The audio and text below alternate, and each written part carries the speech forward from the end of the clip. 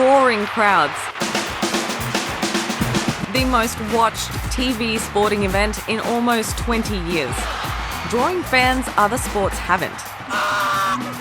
The hype around the Women's World Cup and our world-beating Matildas has caught many by surprise, but not those who've long loved the game. On a cold and damp field in eastern Sydney this week, Coogee United players are already seeing the impact of World Cup fever. We're starting to see interest now for next season and for summer, probably at a rate that we haven't seen previously. Typically, we might get, at this time of year, maybe 1 to 2 inquiries through a month. I've had probably about 8 to 10 in the last week.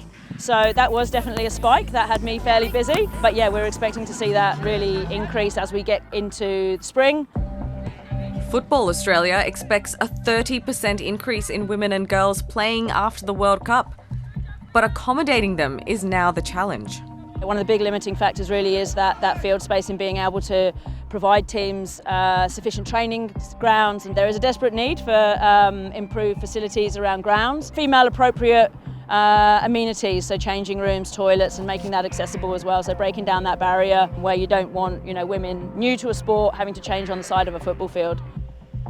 A survey of existing facilities found just 35% are female friendly. We have such a strong participation rate, and females make up a large number of that, but still in relation to facilities and the way that they're able to engage with the sport isn't really fit for purpose. We're pretty facilities poor.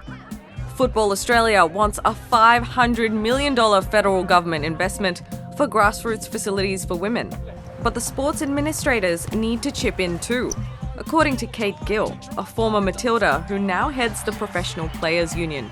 We're very much a bottom-up sport where the community and the grassroots is a strong financial contributor to Football Australia. But I feel now that off the back of this tournament, we now have the ability to probably change that way that we've been doing things.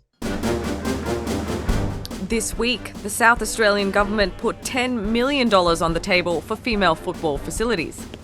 Rather than spending on a public holiday, we're going to spend it on investing in grassroots sport for young women in our state.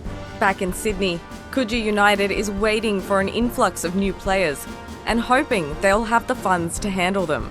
Having kind of a home of female football in the eastern suburbs would be fantastic.